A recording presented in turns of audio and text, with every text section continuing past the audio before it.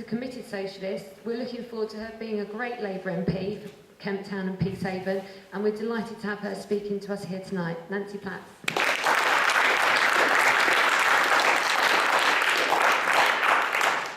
Thank you very much. I'd probably like to make a prediction that new hospital will arrive, roughly in about sometime between the short campaign, do you reckon, Gary?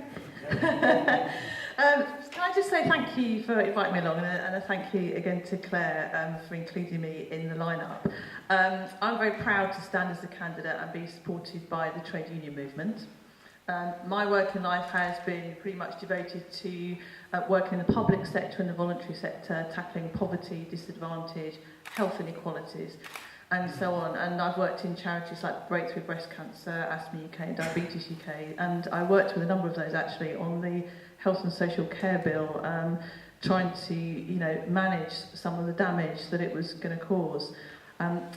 Just before I came here, I was door knocking out in Peacehaven, and somebody asked me, about my background. I think fully expecting me to say that I'd worked for a think tank or an MP or been a special advisor, and said, no, I've done none of those. And I told her that, and she said, oh, so you're like one of the real ones then, aren't you?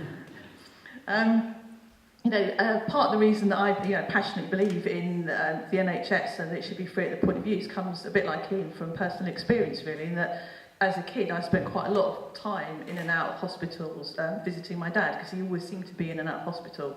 So I saw the inside of quite a lot of hospitals and waiting rooms and so on. And I was always very aware of the fact growing up that we were very, very lucky to have a free healthcare system, because we couldn't have afforded to pay for the kind of care that my dad needed. We lived in a family where, he was the main income earner, and after being off sick for a long time in the hospital for the best part of a year, we were one of those families that then he had to go on half pay, as you do, and then you ran out of money, and you're all of a sudden you're getting a gyro check in.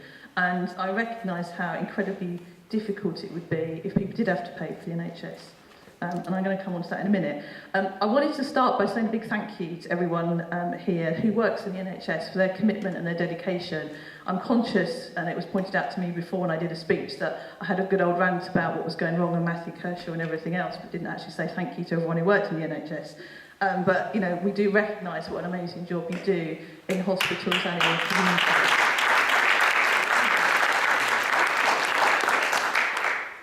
I couldn't quite believe the message that Ian showed me earlier about the pay cuts. I think it's an absolute disgrace. And we've got people now working in the NHS, not just on low pay, but effectively in work poverty. And I've been out supporting the bank staff, and not often enough. I need to get out there more often, actually, to support them, because their pay's been cut from £11 to £7 an hour. And as one of the richest countries in the world, I don't accept that we have not got enough money to secure decent pay for our workers in the NHS. And I don't accept that we need to privatise or outsource or start charging patients to make ends meet. I'm going to continue to oppose the limits on public sector pay. And I think it's counterproductive when low-paid workers have less money to spend in the economy as well. I think it's time we went after the tax avoiders. I think it's time we started to make the rich pay their way, and I think it's time we started to look again at our priorities. For me, this is not about money, this is about political will. We've heard the example in Scotland that it actually can be done a different way. The Tories want us to have this Americanised pay-as-you-go healthcare system where you're judged and vilified for your lifestyle choices, and where you only get the healthcare you need if you have the cash in the bank to pay for it. And that's not the kind of world that I want to live in. I want an end to privatisation and an end to discussions about charging and sin taxes. If we want to do something about growing healthcare problems, let's tackle the causes and be bold, like Labour were in government when we banned smoking in pubs. If we want to tackle obesity, then let's invest in education and diet for our kids and give them a healthy meal, and let's start making sure that local authorities have the proper powers to stop there being a KFC and a McDonald's on every street corner. People hold our NHS dear. It's a much-loved institution, and it's never going to be right to restrict good healthcare only to those who can afford to pay. So I would say no to this £10 charge that Lord Warner came up with. For me, that goes against the grain for two reasons. The NHS has got to stay free at the point of use. And a standard monthly charge is not only a regressive tax, it's actually a very middle class thing to suggest that no one's going to miss £10 a month. You know, we've got people already struggling to pay their bills in Brighton. We've got people who actually cannot pay for their gas and electricity bills at the moment. And you start telling them that they've got to pay to go to the hospital, they're simply not going to pay. I already know people who do not get every item on their prescription because they can't afford every item. They pick and choose different items.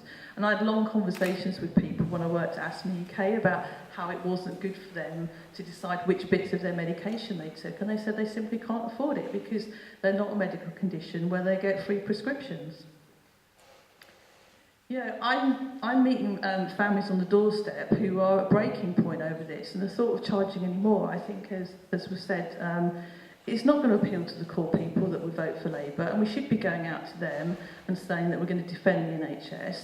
In fact, you know, I want to go further. I want it to be linked to social care. I'd like to see free prescriptions for more people. I'd like to see huge investment in NHS dental treatment for people. You know, people are just not getting the kind of medical care they need at the moment because they can't afford it. So if we need more money, we have got to be bold enough to start talking about a more progressive tax system as the Labour Party, and investing in jobs that people can live on. And if that means raising taxes for the very rich, and that's what we need to do. You know, so I would fully support raising taxes much higher for people that earn sums of over £100,000 a year. And I'm really clear in my opposition to privatisation of the NHS. And when people talk about these so-called private sector efficiencies, what they're really talking about is cutting the pay and conditions of people that work in the public sector. You know, I would do everything in my power to stop it from happening. I think NHS is one of Labour's greatest achievements. We've talked a bit about, you know, what's happening locally, and I think it's really important that at the same time as we have our Tory MP campaigning for a new hospital, it's also recognised that he actually voted for the cuts that are making it happen. He voted for the social health and social care bill, and that's extremely well hidden at the moment and something we've got to raise the profile of. We had £30 million of cuts to our local services. And privatisation is exactly what the Health and Social Care Bill Act was designed for. And the Tory and Liberal Democrat government have just unleashed a market force within our local NHS. They've wasted £3 billion on the organisation that could have been spent on healthcare. And the results of these changes is 6,000 fewer nurses, A&E waiting times are rising, and we've got competition instead of collaboration.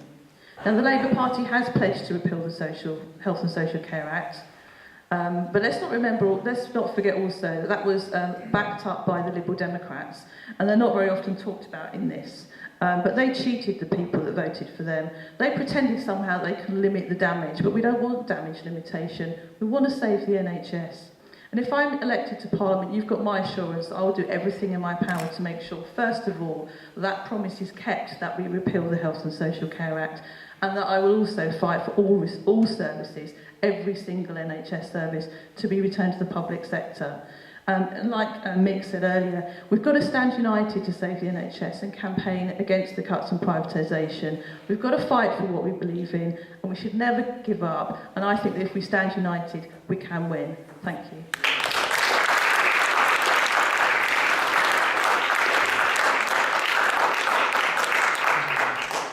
And I think you all will agree that Nancy's the sort of Labour candidate, not only that we want to see elected, but she's the sort of candidate we'd like to see replicated as a candidate for every Labour Party in every constituency all over the country. We only wish we had 3 Nancy's.